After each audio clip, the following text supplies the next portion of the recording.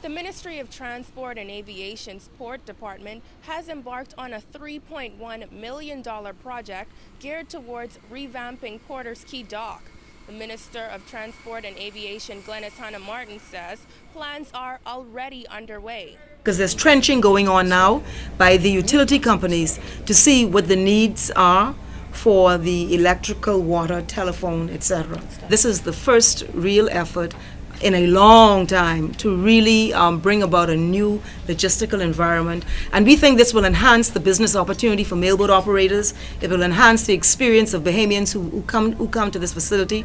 And very importantly, from a security point of view, for the first time, we will be implementing security measures. Minister Hannah Martin says the three-phase development project will bring order to what she described as organized chaos, and it will create a more secure facility.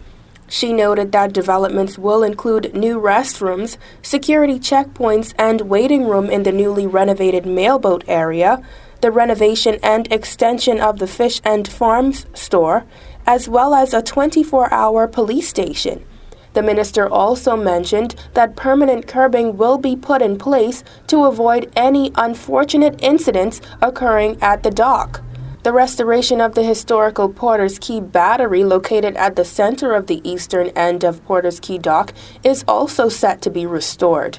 Senior archaeologist at the National Museum of the Bahamas, Michael Pateman, says the building that has been around since the 1780s will take nearly 2 months to renovate at a cost of $60,000. The purpose of this was to guard this entrance to the harbor, and unfortunately recently it's fallen into disrepair. So the plans for us are to restore the battery once again, include a viewing platform or deck so people can actually come in and view the battery, and include some historical signage about the battery, when it was built and why it was built. Minister Hannah Martin noted that the efforts to bring the dock up to 21st century standards will affect vendors, as patrons will now be forced to leave their cars in the new parking lot and walk the causeway.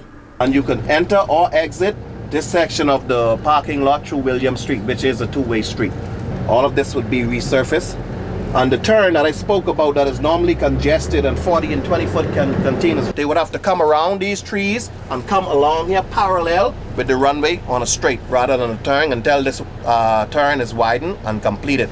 State Minister at the Ministry of Agriculture and Marine Resources, Stephen Wilson, confirmed that some vendors have begun upgrading their stalls in preparation for the new developments. If you come and you take a look at the stalls now, you'll see that a number of them have been doing major undertaking in respect to repairing their stalls. And we have encouraged all of the vendors that they must take care of their environment.